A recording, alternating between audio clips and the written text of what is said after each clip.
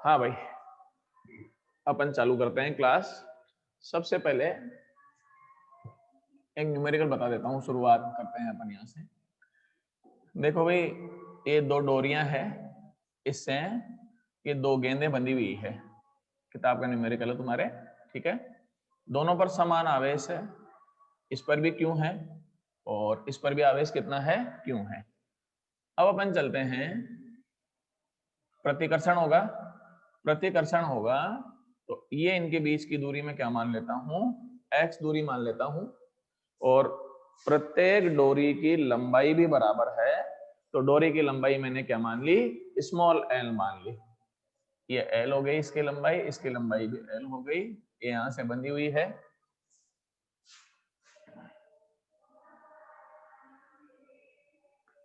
Video clear आ रहा है कि नहीं आ रहा है?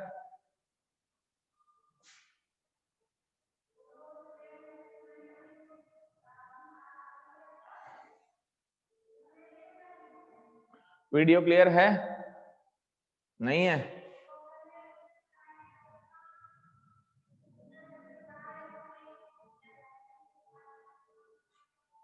अब तो क्लियर है, अब हो गया क्लियर। चलो, तो ये इन दोनों के बीच का जो कोण है वो अपने को 2 थीटा दिया हुआ है। कितना दिया हुआ है, कोण है 2 थीटा दिया हुआ है। डोरी में तनाव जो होगा वो T हो गया, इसमें भी तनाव कितना हो जाएगा, T हो जाएगा, ठीक है। इस डोरी का जो भार होगा, इसका वस्तु का भार होगा, वो mg नीचे की ओर कार्य करेगा। ये इसके लिए भी यही चीज हो जाएगी, mg किधर कार्य करेगा, नीचे की ओर कार्य करेगा।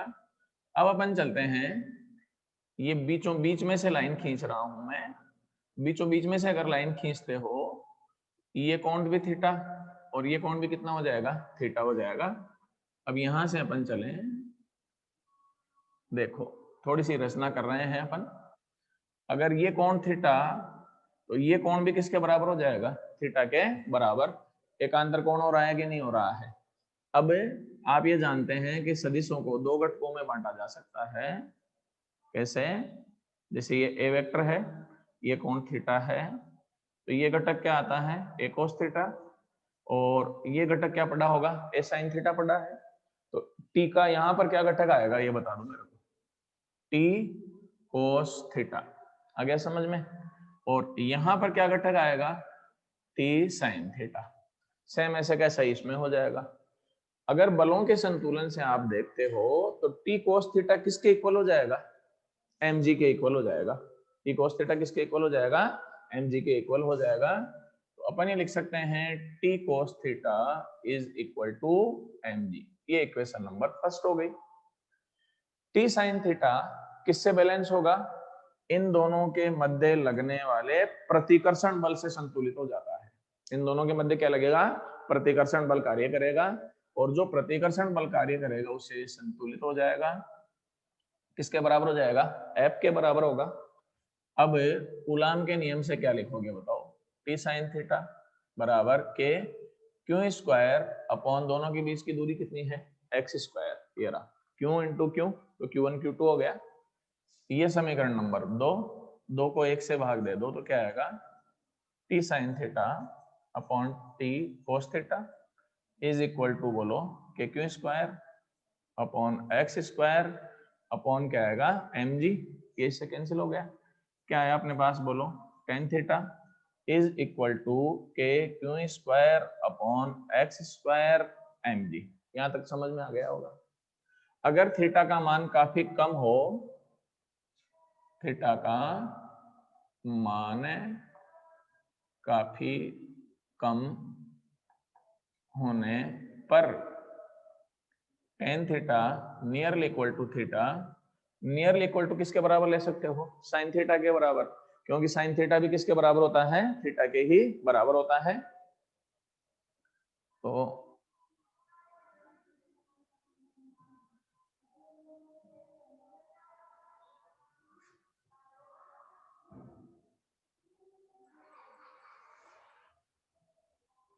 आगे बढ़े, then sine theta is equal to क्या आएगा बताओ, के क्यू स्क्वायर अपॉन, हाँ भाई एक तो ये खूब काम में आता है अपने पास, ऐसा कैसा ही, ठीक है।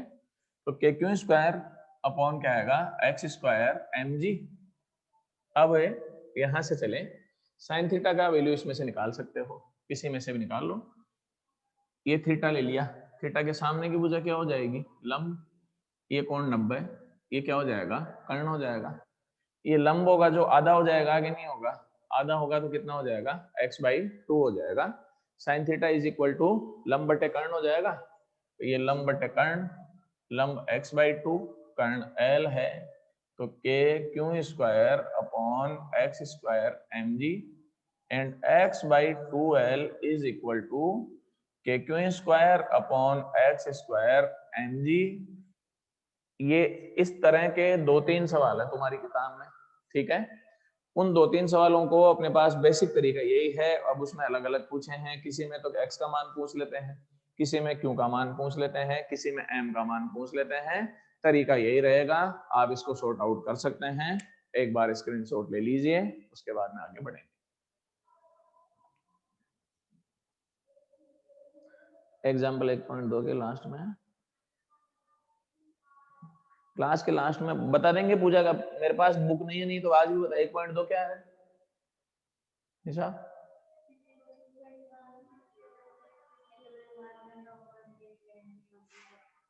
9.1 mg की कितने इलेक्ट्रॉन गए और किस पर गए? 1 mg है, नहीं बता देंगे अभी। चलो जी भाई,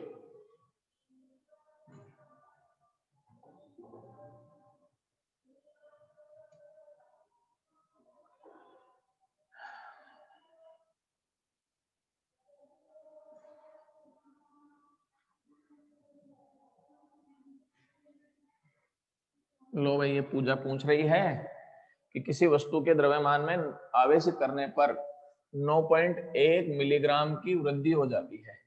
तो 9.1 मिलीग्राम हो गया वृद्धि। अब 9.1 10⁻³ ग्राम हो गया, किलोग्राम में और बदल लो, -3 10⁻³ 9.1 गुणा 10⁻⁻6 किलोग्राम हो गया। आ गया डेल्टा एम का मान। तो ये पूछ रहे हैं कि कितने इलेक्ट्रॉन का ट्रांसफर हुआ, वो बताना है कि कितने इलेक्ट्रॉन का स्थानांतरण किया गया और आवेश का मान अपने को इसमें कितना प्राप्त हो गया। यही है भाई क्वेश्चन पूजा। चलो देखो, मैंने किस तरीका बताया था, डेल्टा एम बराबर एन मास ऑफ इलेक्ट्रॉन, आवेश के क्वांटीकरण में बताया था। अब अपन चलें, एन एम ही है तो यहां से एन का मान निकाल सकते हैं। डेल्टा एम अपॉन क्या आएगा, मास ऑफ इलेक्ट्रॉन 9.1 माइनस का 6 इलेक्ट्रॉन का द्रव्यमान 10⁻⁻31, ये इससे कट गया, ये इससे 10⁻⁻25 हो जाएगा। तो इलेक्ट्रॉनों की कितने इलेक्ट्रॉन का स्थानांतरण हो गया, 10⁻25 का। एक आंसर तो ये हो गया, ठीक है। कमी हो रही है कि वृद्धि हो रही है? वृद्धि हो रही है, कमी हो रही है? अच्छा, अगर द्रव्यमान में कमी हो रही है तो धनावेशित होगा, द्रव्यमान में वृद्धि हो रही है तो ऋणावेशित होगा, निकाल लेना। आवेश पूछा है कि कितना आवेश आ गया वस्तु पर, तो ये रहा वस्तु पर आवेश। Q इज इक्वल टू क्या हो जाएगा, Ne 10⁻25 1.6 10⁻⁻19 हो जाएगा। सोल्व कर ही लोगे, अपने पास कितना आएगा, 1.6 गुणा 10⁻6 कूलाम के बराबर इसका आंसर आ जाता है, ठीक है। चलो आगे बढ़ेंगे अब।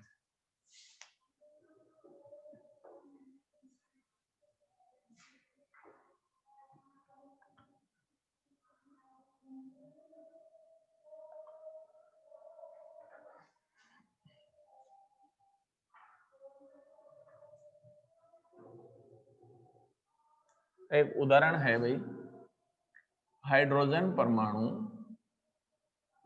के आधार पर सिद्ध कीजिए कि कूलाम बल का मान, बल का मान गुरुत्वाकर्षण बल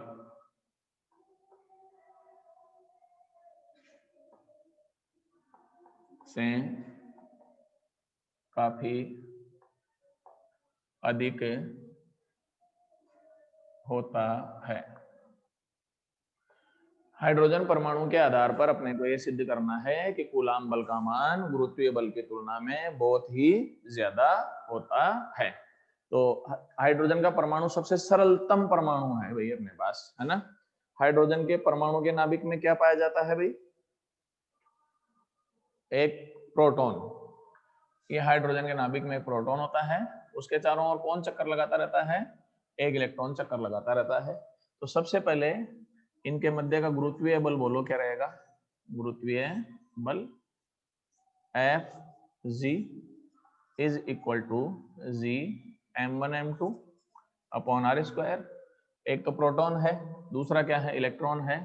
तो क्या लिख देंगे अपन? Fg is equal to Gmp upon are square. ये इक्वेशन नंबर क्या हो गया? फर्स्ट हो गया अपने पास।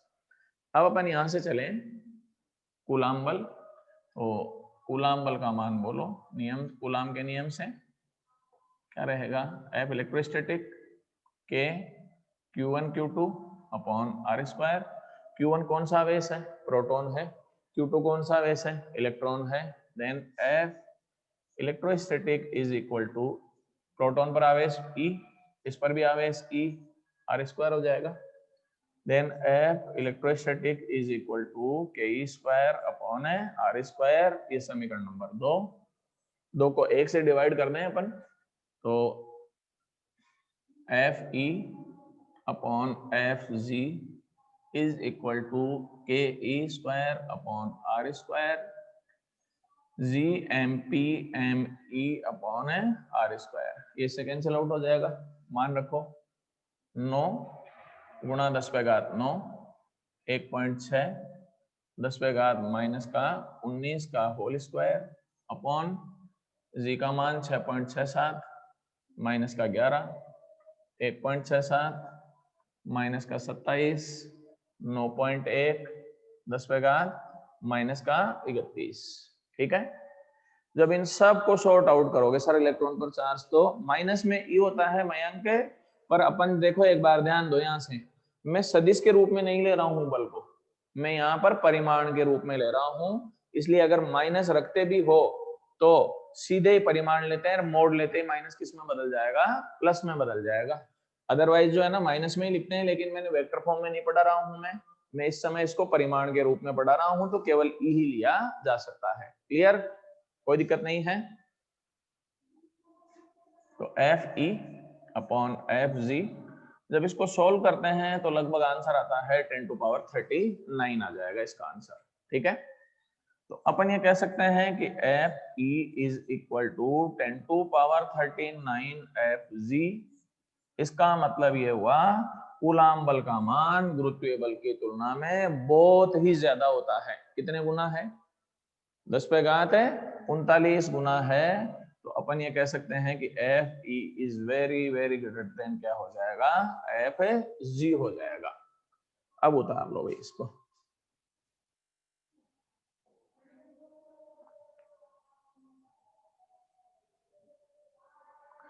एक बार स्क्रीनशॉट ले लो, फिर आगे बढ़ते हैं।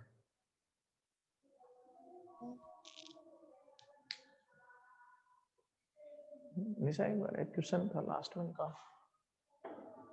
वो क्वेश्चन भी कराई देता हूँ। यहाँ है वो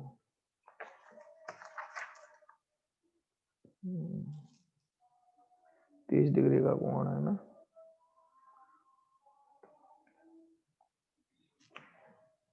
मैं पूछूं तब ये आंकड़े बता देना, है ना। हाँ भाई, किताब का एक न्यूमेरिकल है, वो न्यूमेरिकल मैं तुम लोगों को बता देता हूं।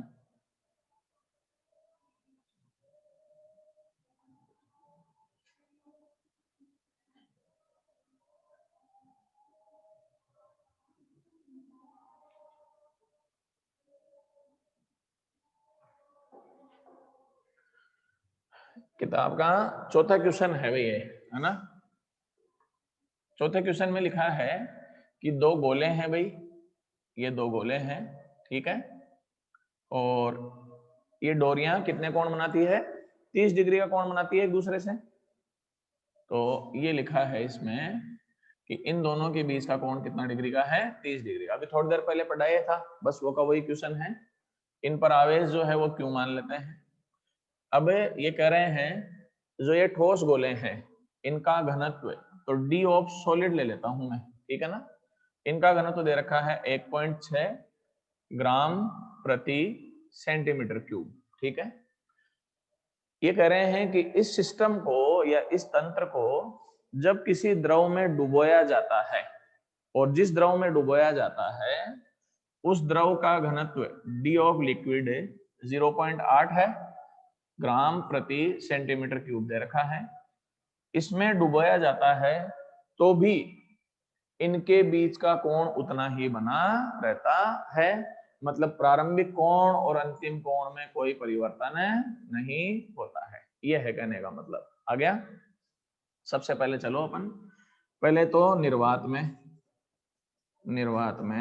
बल बोलो जी भाई। निर्वात में बल या निर्वात के लिए चलें अपन। किसके लिए चलते हैं अपन? निर्वात के लिए। निर्वात के लिए सूत्र बोलो। वो आया था अभी थोड़ी देर पहले ही पढ़ाया था। tan theta is equal to क्या आया था? KQ square upon x square mg, ये आया था अपने पास, ठीक है ना। अब अपन चलते हैं पहले k का मान यहां से रख लें। tan theta is equal to 1/4πε0 Q square upon x square mg हो गया अपने पास, कोई दिक्कत नहीं है। इसको बार के रूप में काम में ले लो। किसके रूप में काम में ले लो? यहाँ पर बार के रूप में काम में ले लो, तो इसको W लिख लो। तो tan theta is equal to Q square upon 4πε0 x square into क्या हो गया? W। अब ये कह रहे हैं कि इसको किसी द्रव में डुबो दिया, तो अब 11th क्लास पे आ जाते हैं अपन। जब भी इसको द्रव में डुबोएंगे तो उत्प्लावन बल भी कार्य करेगा कि नहीं करेगा? बाहर किधर कार्य करेगा? नीचे की ओर। उत्प्लावन बल किधर कार्य करेगा? ऊपर की ओर कार्य करता है अपने पास। तो इस समय द्रव में डुबोने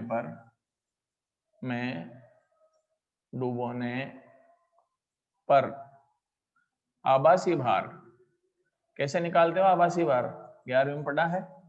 W dash W minus B। B क्या है यहाँ पर? उत्प्लावन बल है। B क्या है यहाँ पर? उत्प्लावन बल है। अब देखो इनमें कैसे निकालेंगे, मैं बता देता हूं।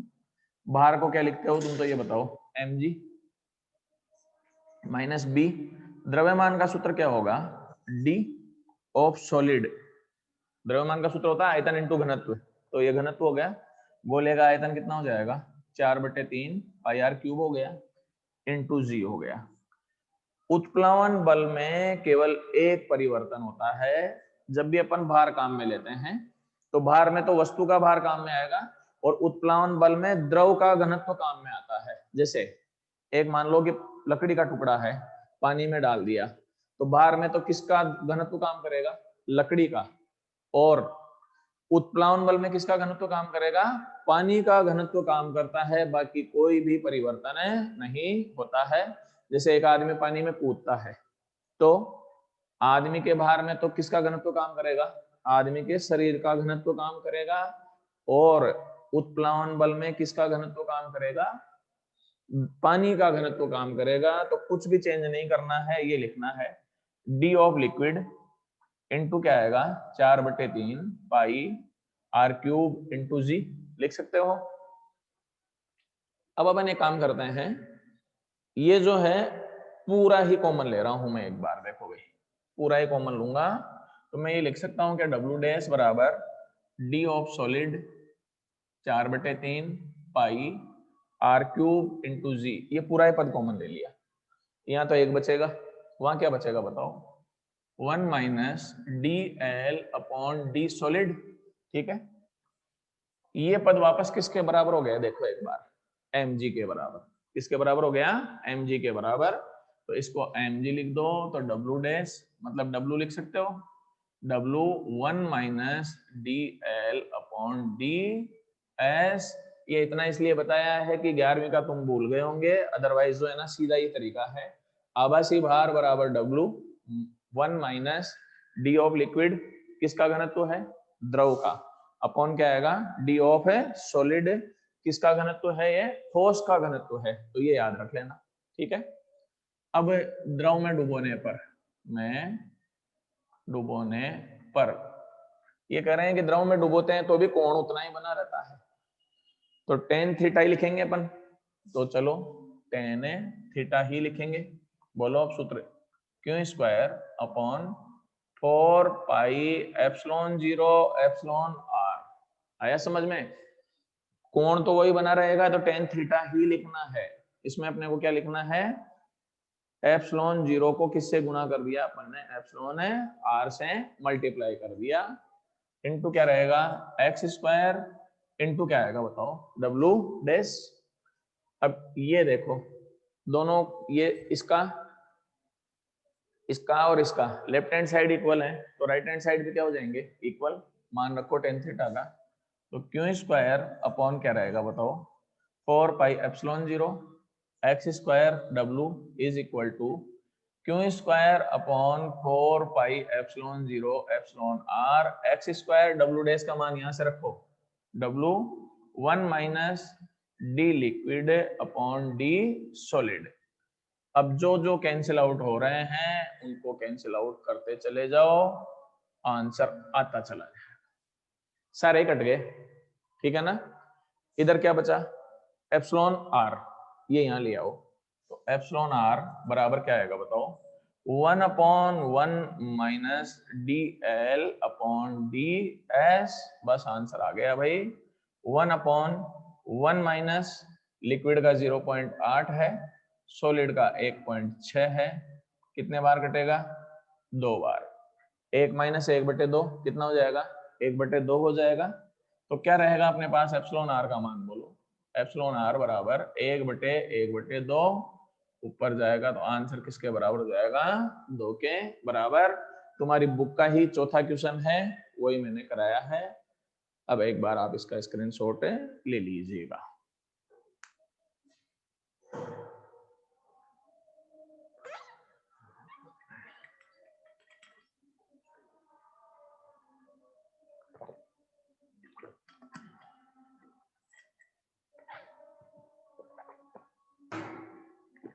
चलो जी भाई,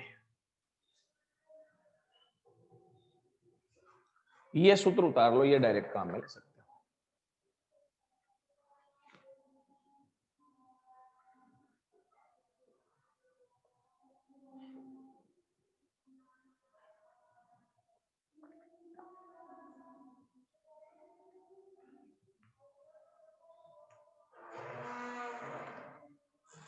वो कन्वर्ट कर लो ना मीटिंग में, कल वाला नहीं भेजा गया, इंग्लिश मीडियम का नहीं भेजा कल, अच्छा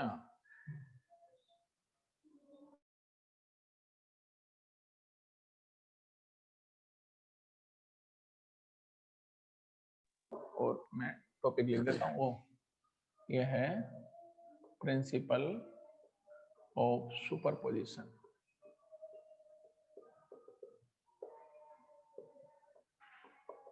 ये लो, नेक्स्ट टॉपिक है भाई विद्युत क्षेत्र की तीव्रता।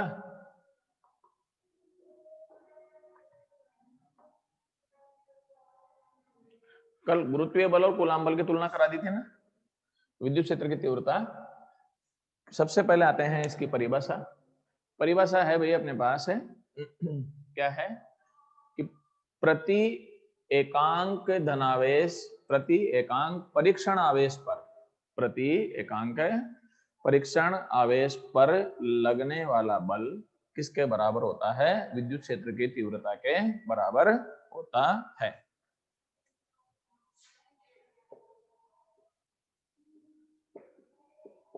प्रति एकांक परीक्षण धनावेश पर लगने वाला बल किसके बराबर होता है, विद्युत क्षेत्र की तीव्रता के बराबर होता है। तो E बराबर क्या आएगा बताओ, चलो limit Q0 tends to 0 F upon क्या आएगा Q0, ठीक है। यहाँ पर ये लिखा ना लिमिट Q0 टेंड्स टू 0, इसका क्या मतलब है? इसका मतलब यह है कि परीक्षण धनावेश का परिमाण इतना कम लिया गया है कि वो किधर अग्रसर है? 0 की ओर अग्रसर है। 0 तो नहीं है, पर वो किधर अग्रसर है? 0 की ओर अग्रसर है। ठीक है। और परीक्षण धनावेश का परिमाण काफी कम क्यों लिया जाता है? ताकि वह निकाय के दूसरे आवेशों को प्रभावित नहीं कर सके। क्लियर है मामला? अब अपन चलते हैं, तो ये इसलिए लिखा है मैंने, मात्रक न्यूटन प्रति कूलाम हो जाएगा। इसको यूं भी लिख सकते हो, F is equal to Q0 into e हो जाएगा। बहुत इंपॉर्टेंट रिलेशन है भाई अपने पास। अगर Q0 आवेश को ई विद्युत क्षेत्र में रखा जाएगा तो बल कितना लगेगा उस पर? F बल कार्य करेगा। आ गया? ये F बराबर ma के जैसे ही है। वहां द्रव्यमान काम करता है, यहाँ आवेश काम करता है, वहां त्वरण काम करता है, यहाँ पर विद्युत क्षेत्र की तीव्रता कार्य करती है। क्लियर? अब अपन चलते हैं, इसकी दिशा किधर होती है? विद्युत क्षेत्र की दिशा। इस चैप्टर के नोट्स नहीं भेजे थे क्या अंकित है? चलो एक बार मैं भेज दूंगा, रीसेंड कर दूंगा भाई, आज ग्रुप में कर दूंगा बेटा, है ना? वैसे पहले भेजे हुए हैं, फिर भी आज ग्रुप में रीसेंड कर देंगे चैप्टर के नोट्स, है ना? देखो, सबसे पहले अपन चलते हैं, विद्युत क्षेत्र की दिशा किधर होती है? धनावेश से ऋणावेश की ओर होती है। तो ये पॉजिटिव चार्ज है, ये नेगेटिव चार्ज है, तो दिशा किधर से किधर होगी? प्लस से माइनस की ओर होती है। या यूं कहें कि धनावेश में तो बाहर की ओर होती है और ऋणावेश में अंदर की ओर होती है। अब धनावेश में बाहर की ओर होती है, इसका क्या मतलब है वो देखो, यहां से बता देता हूं मैं। बाहर का मतलब कैसे बाहर है? जैसे ये धनावेश है, तो अब इसमें जैसे इस बिंदु पर ज्ञात करना है, तो बाहर का मतलब इधर बाहर आएगा अपने पास। और अगर यहां से लेते हो फिर इसमें भी बाहर इधर आएगा। ये बिंदु हो गया ना, तो आवेश से बिंदु की ओर। याद रखने का तरीका है, आवेश से किधर होगी? बिंदु की ओर होगी। ऐसे ही इसमें भी आवेश से बिंदु की ओर, सभी तरफ किधर हो जाएगी वो? आवेश से बिंदु की ओर ही होती है। ठीक है?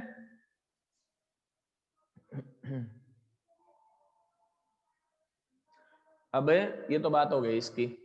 ऋणावेश में यूं रहता है, याद रखने का तरीका, और धनावेश को यूं लिखा जाता है भाई, क्यों का मान किससे ज्यादा होगा? 0 से ज्यादा होगा। ऋणावेश में यह है अंदर की ओर, जैसे ये बिंदु है तो इधर अंदर की ओर, ये बिंदु है फिर इधर अंदर की ओर, यहाँ भी अंदर की ओर, मतलब सब तरफ किधर हो जाएगी वो? अंदर की ओर हो जाती है। तो क्या लिख सकते हो इसमें विद्युत क्षेत्र की दिशा के लिए?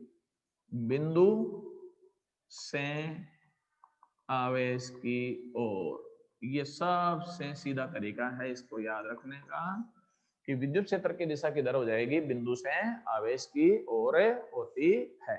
ठीक है? एक बार स्क्रीनशॉट ले लो, फिर आगे बढ़ेंगे भाई।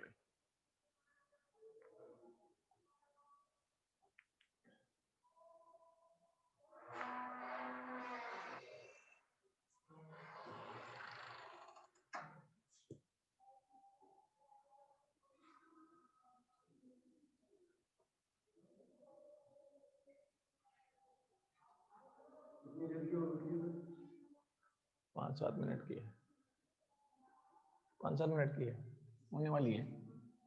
थोड़ा लेट हो गए थे यार क्लास में, वहां से नेट नहीं था सुबह इसलिए। हाँ जी भाई, जैसे सजातीय आवेशों के लिए बता देता हूं मैं। किसके लिए बता देता हूं? सजातीय आवेशों के लिए।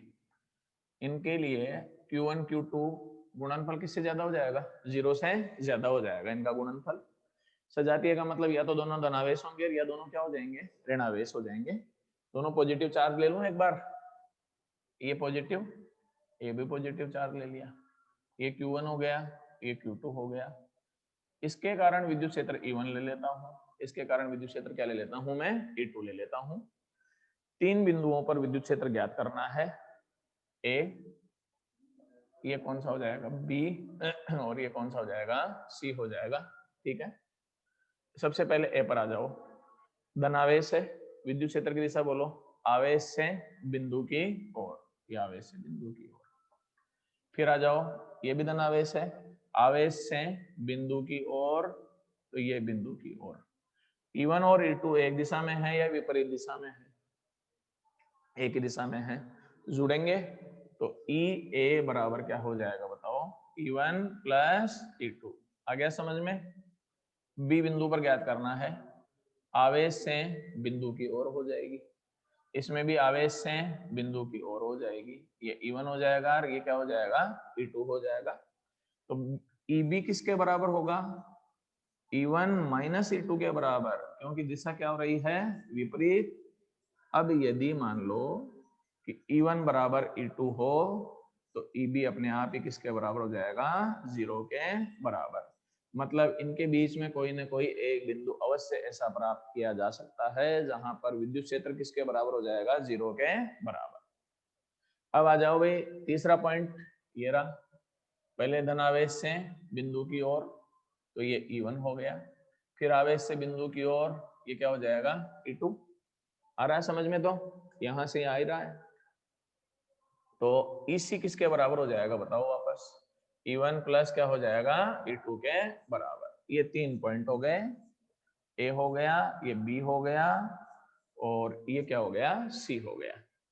अब अपन चलते हैं सेम ऐसा के ऐसे ही, जैसे ये अपने पास ऋणावेश है और ये भी ऋणावेश है, वापस वही बिंदु A, ये B और ये क्या हो जाएगा C हो जाएगा।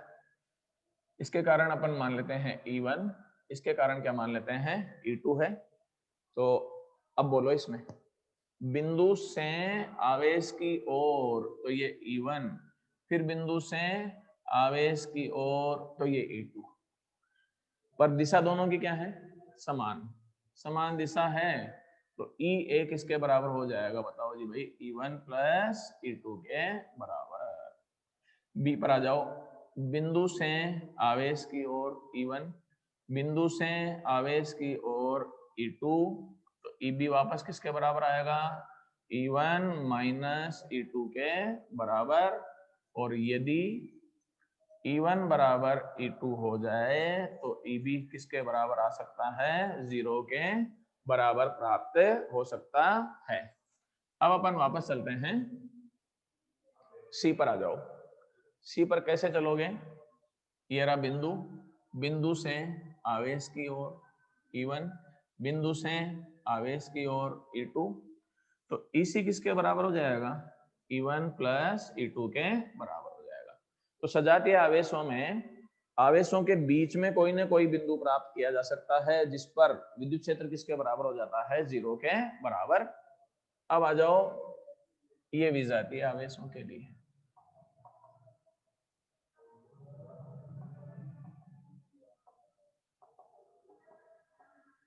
ये प्लस है और ये क्या है माइनस है।